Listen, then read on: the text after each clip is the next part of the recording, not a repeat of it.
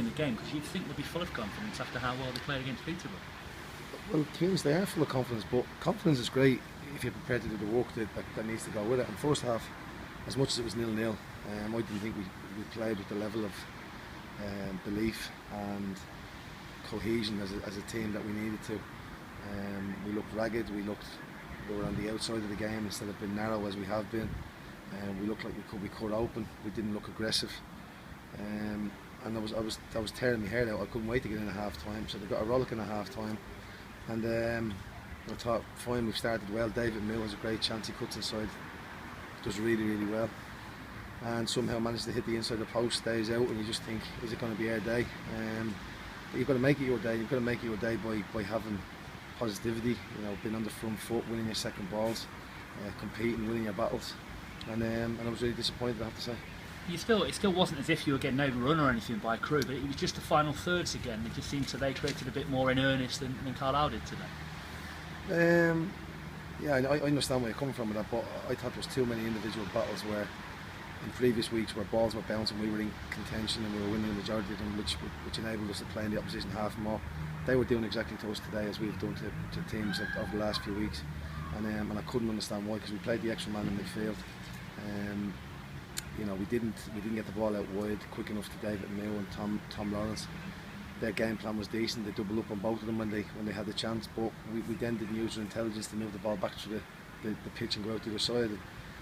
And that was a difficult surface. It was difficult conditions. It doesn't feel it up here, but down at pitch level, very, very blustery and windy, and it obviously really started to rain second half very heavily.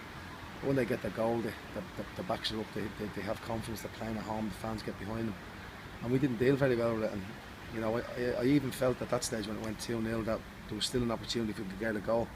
And as it showed, when Tom gets his the free kick, it lights us up again. And I've just had a conversation with the players there that we seem to have this every 4 or 5, 6 games where we play well, and then we have this one performance that none of us see it coming. Is it because I'm praising the players too much? Is it because I'm putting an arm around them, telling them how well they're doing? Because I know players like to hear that.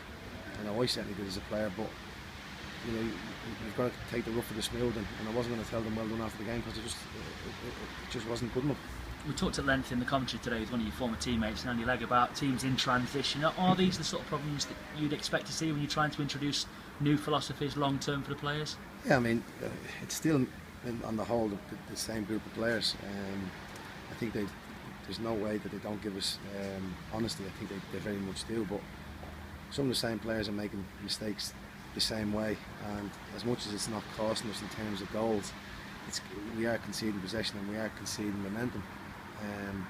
And I've said there, it's vitally important that although we talk about intelligence within the structure of how we play, you've got to be aware of the experiences you've had and what may have caused us problems. And if you're continuing the one who's causing us them problems, well then it's going to affect that person's position, and it's also going to affect how we play. So we're working every day. The players are definitely buying into it. It is a slow, it's a project that it's going to be slow in its progress, but we are seeing performances of note where you think we are definitely moving forward.